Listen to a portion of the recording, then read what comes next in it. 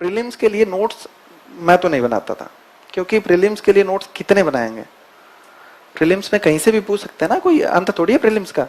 तो प्रीलिम्स के लिए नोट मैं नहीं बनाता था। अगर किसी को लगता है कि उसे बनाने चाहिए तो टाइम बहुत ज्यादा लगेगा, बना सकता है, मैं बाइंड नहीं कर रहा किसी को, लेकिन प्रीलिम्स के लिए नोट्स नहीं बनाया जाए तो ही ठीक है ना। और जो भी मटेरियल पढ़ रहे हैं आप, एक तो अपनी आदत होती है कि हम लोग बुक्स पे बड़ा बिलीव करते हैं, बहुत सारी किताबें उठा के ले आएंगे और लाइब्रेरी में या जो भी रूम में बैठते हैं ना, वहां पे इतनी इतनी बुक्स जब सजी होगी तभी हमें सुकून मिलता है कि हाँ यार अब ठीक है, अब पढ़ाई यूपीएससी वाले लग रहे हैं। तो ये बहुत ही गलत चीज है। बुक्स लेके आओ आप बहुत ही कम, एक तो सारी एक साथ मत लेके आओ कि सारे सब्जेक्ट एक साथ ले और पढ़नी स्टार्ट कर दी, वो बर्डन फील होता है कि इतनी सारी बुक्स है कैसे कंप्लीट होगी।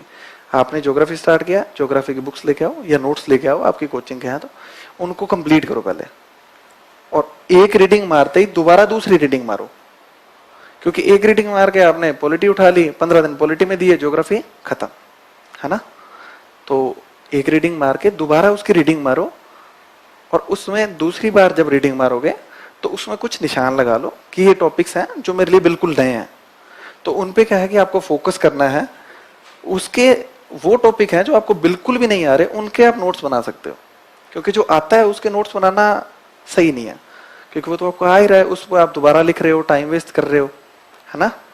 तो ये सब चीजें करनी है। और जब स्टोरी चल रही होती है तो एनसीईआरटी पढ़ते टाइम या नोट्स पढ़ते टाइम नोट्स में से क्वेश्चन बनाया करो, प्रीलिम्स और मेंस के दिमाग में चलने चाहिए।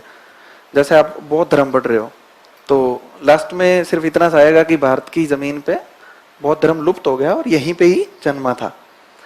तो आपको ये दिमाग में आना चाहिए कि भारत की धरती से लुप्त क्यों हुआ, क्या रीजन थे, है ना। तो जब आप वापस से बौद्ध धर्म पढ़ोगे ना तो आपको कुछ इंडिकेशन मिलेंगे वहां पे कि क्यों लुप्त हुआ। उसके कंक्रीट आंसर बहुत सी जगह लिखे हुए होते हैं, पर जब आप दोबारा पढ़ोगे ना तो आपको पता लगेगा कि क्यों लुप्त हुआ बौद्ध धर्म, है ना। तो ये क्वेश्चन आपके दिमाग में चलने चाहिए। सिर्फ पढ़ना हमारा ऑब्जेक्टिव नहीं है, हमारा ऑब्जेक्टिव है कि जो क्वेश्चन आएंगे और थोड़ा घुमा के पूछती है यूपीएससी, उनको कैसे अपन को सॉल्व करना है, ये हमारा ऑब्जेक्टिव होना चाहिए। तो दिमाग पढ़ते टाइम हमेशा क्वेश्चन मार्क दिमाग में ही रखना चाहिए।